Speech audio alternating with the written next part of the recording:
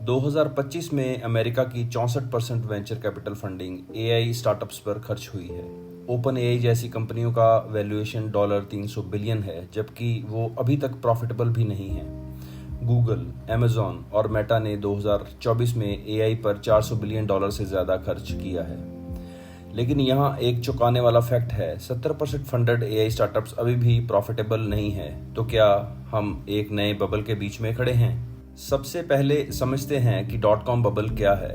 1990 से मिड से 2000 के अर्ली तक इंटरनेट का मास अडॉप्शन की वजह से वेब बेस्ड कंपनीज में भारी इन्वेस्टमेंट हुआ था। बिल्कुल वैसे ही जैसे आज एआई बूम हो रहा है। नैस्डैक कंपोजिट 1995 से मार्च 2000 तक 400% बढ़ा था, लेकिन अक्टूबर 2002 तक 78% क्रैश हो गया। सारे गेन्स खत्म।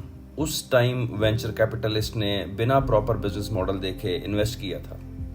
अभी भी कुछ ऐसा ही हो रहा है और कई कंपनीज बिना प्रॉफिट जनरेट किए ही बैंकरप्ट हो गई। आज हम एक सिमिलर टेक्नोलॉजिकल बूम देख रहे हैं, एआई का एक्सप्लोजन। पिछले डिकेड में हम एआई सिस्टम से घिर गए थे जो हमारी वर्ड को परसीव करते हैं, हमारे डिसीजन को सपोर्ट करते हैं। चैट जीपीटी के पब्लिक लॉन्च के बाद से लेट 2022 से इन्वेस्टर अटेंशन सर्ज हो गया है। ग्लोबल एआई स्टार्टअप फंडिंग 2014 में सिर्फ 18 बिलियन थी, जो कि अब $119 बिलियन तक पहुंच गई है।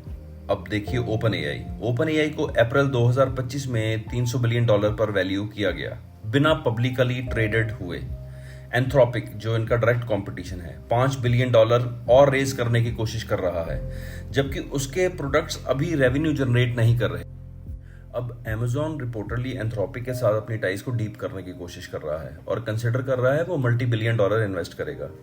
2025 के फर्स्ट क्वार्टर में यूएस की 4 लार्जेस्ट वेंचर कैपिटलिस्ट डील जो हैं वो एआई से रिलेटेड थी और उसके अंदर $27 बिलियन इन्वेस्ट हुआ है।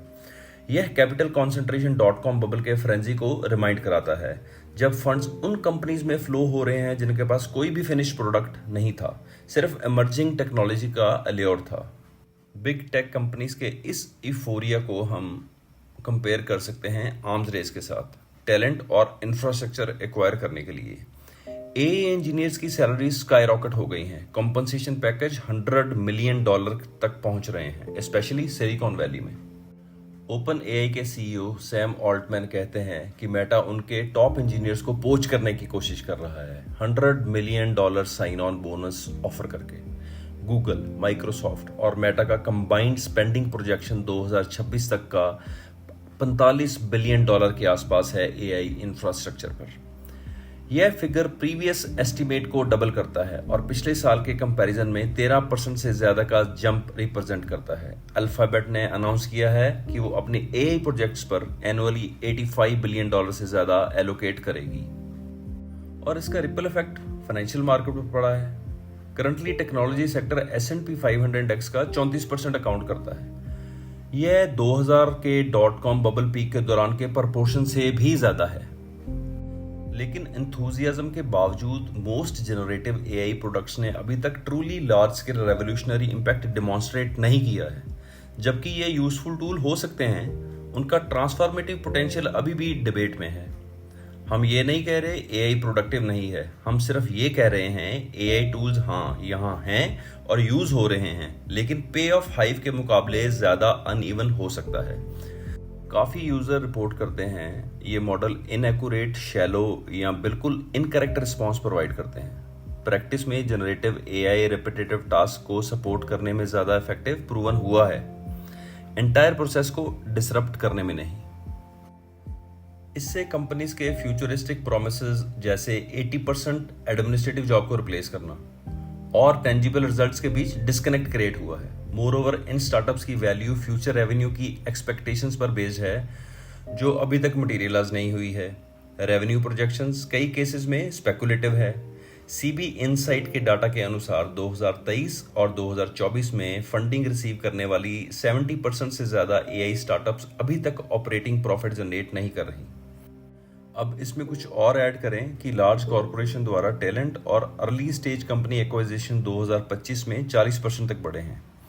दूसरी शब्दों में रिटर्न ऑन इन्वेस्टमेंट पर बहुत बड़ा क्वेश्चन मार्क है, जो इस स्पेकुलेटिव वेव की सस्टेनेबिलिटी पर डाउट रेज करता है। इसके अलावा एआई से प्रोडक्टिविटी गेन्स क्वेश्चन हो रहे हैं। माइक्रोसॉफ्ट और गूगल जैसी कंपनियां ज़्यादा से ज़्यादा कोडिंग आउटसोर्स कर रही हैं अपनी प्रोडक्टिविटी बढ़ाने के लिए, लेकिन कुछ नई रिसर्च शो करती हैं कि ये टूल एक्सपेक्टेड जितने हेल्पफुल नहीं हो सकते। एक और ट्रबलिंग सिम्टम है स्टॉक प्राइजेस और इकोनॉमिक फंडामेंटल के बीच डिस्कनेक्ट। एनवीडिया, सबसे बड़े एआई चिप सप्लायर्स में से एक, ने एक सिंगल डे में अपना 17% मार्केट वैल्यू खो दिया जब ओपन सोर्स मॉडल रिलीज हुआ जो सिमिलर रिजल्ट प्रॉमिस कर रहा था। एनवीडिया ने एआई बूम से बहुत बेनिफिट किया, लेकिन इस इवेंट ने शो किया कि करंट वैल्यूएशंस कितने वॉलेटाइल हैं, जहां फ्यूचर एक्सपेक्टेशंस एक अनएक्सपेक्टेड कॉम्पिटिटिव ब्रेक थ्रू के साथ कोलैप्स हो सकती है। अब सबसे बड़ी बात यह है कि एआई की वजह से पूरा फाइनेंशियल सिस्टम रिस्क में है। एआई का जो जुनून है उसने क्रिप्टो करेंसी जैसे दूसरे रिस्की इन्वेस्टमेंट्स को भी ऊपर धकेल दिया है। यह बिल्कुल वैसा ही है जैसा .com बबल के टाइम हुआ था। उस समय जब नैस्डैक क्रैश हुआ था तो 1500 छोटी टेक्नोलॉजी कंपनियां डूब गई थी। आज अगर एआई सेक्टर में कोई बड़ी गलत खबर आ जाए तो डोमिनो इफेक्ट हो सकता है, एक के बाद एक सब गिरते जाएंगे, क्योंकि बहुत सारे बड़े इन्वेस्टर्स ने अपना पूरा पैसा एआई में लगा दिया है। गवर्नमेंट और रूल्स भी एआई की ग्रोथ को रोक सकते हैं। यूरोप और अमेरिका में नए लॉज बन रहे हैं। डिज्नी और यूनिवर्सल ने मिड जर्नी एआई कंपनी पर केस भी कर दिया है कॉपीराइट के लिए। और सुनिए ये इंटरेस्टिंग बात, 55% अमेरिकन लोग मानते हैं कि एआई भी बाकी टेक्नोलॉजीज की तरह कॉमन हो जाएगी, कुछ खास इम्पैक्ट नहीं होगा। 2030 तक $7 ट्रिलियन इन्वेस्ट करने का प्लान है, लेकिन सवाल यह है कि क्या इतना पैसा वापस आएगा, जो बहुत बड़ा क्वेश्चन है। .com के टाइम की तरह बहुत सारी एआई कंपनी सरवाइव नहीं कर पाएंगी। कुछ बड़ी कंपनीज उन्हें खरीद लेंगी, कुछ बंद हो जाएंगी और सिर्फ कुछ ही कंपनीज लॉन्ग टर्म में सक्सेसफुल बन पाएंगी। तो अपना पैसा सोच समझ कर लगाएं। दोस्तों, ये वीडियो बनाने के लिए हमने इकोनॉमी मीडिया यूट्यूब चैनल के कंटेंट की हेल्प ली है। उनका ओरिजिनल वीडियो बहुत अच्छा था, इसलिए हमने उसे हिंदी में आपके लिए एक्सप्लेन किया है। बहुत बहुत धन्यवाद। लाइक करें, शेयर करें और सब्सक्राइब करें। शुक्रिया।